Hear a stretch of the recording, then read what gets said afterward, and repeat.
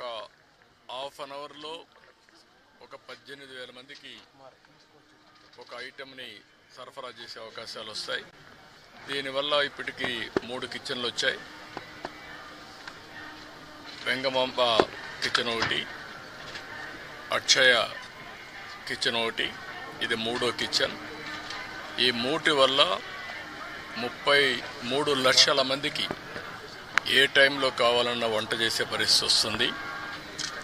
అదే సమయంలో ఏది కావాలన్నా ఒక 30 నిమిషాల నుంచి మ్యాక్సిమం 30 నిమిషాల నుంచి సాంబార్ రైస్ అయితే 1 గంట 45 నిమిషాల వరకు అవుతుంది.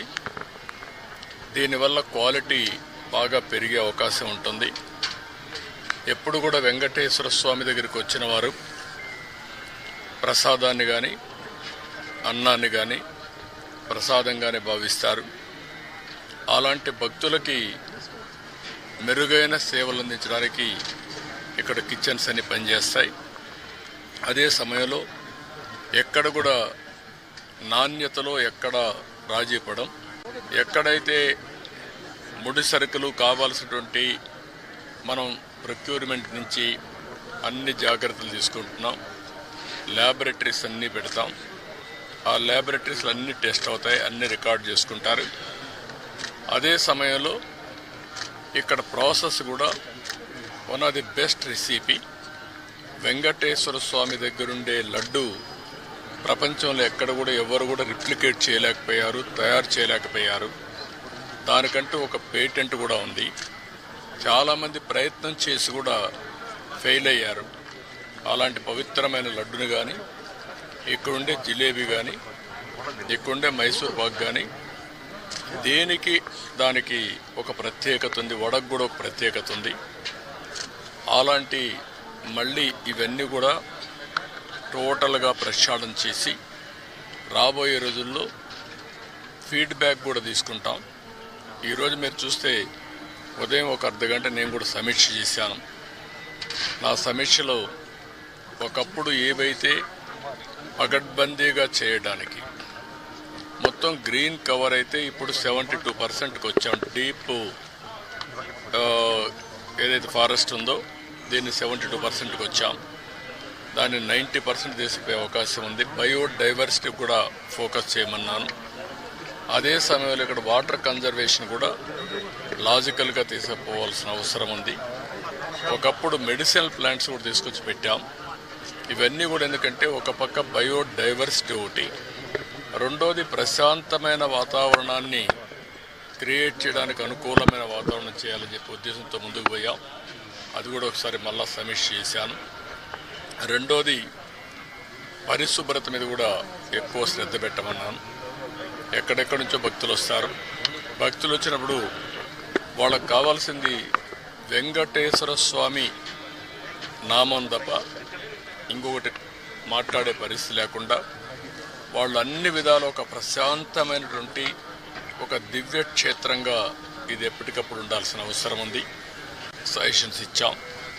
అదే మరి ఇక్కడ ఫుడ్ కూడా ఏదో ఫ్యాన్సీ ఫుడ్లే కాకుండా ఇక్కడుండే భక్తుల మనోభావాలకు అనుకూలంగా ఇక్కడ మన సాంప్రదాయాలకు అనుకూలంగా ఉంటే చాలా బాగుంటుంది. అలాంటివి కూడా చేయమని చెప్పి ఆదేశాలు ఇచ్చాను. అదే మరి ఎండ్ టు ఎండ్ ఇవన్నీ కూడా ఒపీనియన్ కూడా తీసుకోవడం, భక్తుల మనోభావాల్ని గౌరవించడానికి ఏమేం చేయాలనో అవన్నీ చేస్తాం. ఇప్పుడు సేవకులు కొంతమంది ఉన్నారు, శ్రీవారి సేవకులు. వాళ్ళు కూడా ఎప్పుడో నేను ప్రవేశపెట్టాను. వాళ్ళు ఒక 15 లక్షల మంది అయ్యారు. వాళ్ళు కూడా ఒక స్పిరిచువాలిటీ సైడ్ ఎట్లా తీసుకెళ్ళాలి, వాళ్ళల్లో కూడా భక్తిభావం ఎట్లా పెంచాలి, ఇక్కడే కాకుండా నిజ జీవితంలో కూడా వెంకటేశ్వర స్వామి శ్రీవారి సేవకులు ఉన్నప్పుడు వాళ్ళు నిజ జీవితంలో కూడా దీన్ని ఆచరించాల్సిన అవసరం ఉంది. వాళ్ళకి కావాల్సిన ట్రైనింగ్ అవన్నీ ఇచ్చి వాళ్ళు కూడా కెపాసిటీ బిల్డింగ్ చేస్తాం. అదే మరి ఎక్కడికక్కడ సమాచారాన్ని కూడా తీసుకొని ఒక విధంగా చెప్పాలంటే మళ్ళీ వెంకటేశ్వర స్వామికి పూర్వ వైభవం వచ్చే విధంగా, అదే కాకుండా ఎప్పటికీ ఇది ఒక దివ్య క్షేత్రంగా పవిత్రమైన క్షేత్రంగా తయారు చేయడానికి ఏమేం చేయాలో అన్ని చర్యలు తీసుకోమని చెప్పి మేనేజ్మెంట్కి గవర్నమెంట్ తరఫున కూడా ఆదేశాలు ఇచ్చాం. అవన్నీ చేసేదానికి శ్రీకారం చుట్టారు. ఇంకొక పక్కన ఏదైతే ఈరోజు ఇక్కడ ఫుడ్ కూడా ఉందో ఎన్నిటి కూడా రాబోయే రోజులు అన్ని టెస్టులు ఉంటాయి. అదే మాదిరిగా అవసరమైతే ఇక్కడ నాలెడ్జ్, అబండెంట్ నాలెడ్జ్ ఉంది.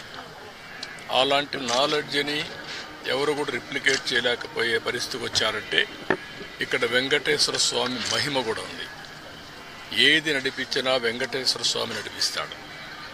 మనం నిమిత్త మాత్రం ఆయన ఒకసారి తలుచుకొని ఆయన పేరుతో మనం ఏ పని చేపట్టినా అది ఆయనే సుజావుగా జరిపించే పరిస్థితి వస్తారు. అది నా ప్రగాఢమైన నమ్మకం, విశ్వాసం. అందుకే నేను నిద్రలేస్తే ఎప్పుడైనా సరే నాకు ఏ కష్టం వచ్చినా ఆయన ఒకసారి తలుచుకొని దానిపైన నిర్ణయం చేసుకుంటాను. ఆ నిర్ణయం ఎప్పుడు కూడా నేను తప్పు చేయకుండా ముందుకు పోయేదానికి ఉపయోగపడతా ఉంది. ఇక్కడుండే వాళ్ళు కూడా ప్రతి ఒక్కరూ ఇక్కడ పనిచేసే వాళ్ళు కానీ వచ్చే భక్తులు కానీ పవిత్రమైన భావంతో మీరు ఇక్కడ ఉండాల్సిన అవసరం ఉంది. మీరు పవిత్రంగా ఉండడమే కాకుండా దివ్య క్షేత్రాన్ని పవిత్ర క్షేత్రంగా శాశ్వతంగా ఉండాలంటే భక్తుల్లో ఆ భావన రావాలి, మేనేజ్మెంట్లో ఆ భావన రావాలి, శ్రీవారి సేవకుల్లో భావన రావాలి. అందరం కలిసి మళ్ళీ దీన్ని ప్రపంచంలో ఉండే హిందువుల మనోభావాలకి ప్రతిబింబం వెంకటేశ్వర స్వామి టెంపుల్. అందరూ కూడా ఇక్కడ ఏం జరిగినా కూడా ఆలోచిస్తూ ఉంటారు. ఇక్కడికి వచ్చినప్పుడు ఎక్స్పీరియన్స్ చేస్తారు. అలాంటి ఎక్స్పీరియన్స్ చేసే సమయంలో దీన్ని అందరం కూడా ఈ ఎకో సిస్టాన్ని ఎట్లా కాపాడడానికి పూర్తిగా సహకరించి మనందరికీ చెప్పారు.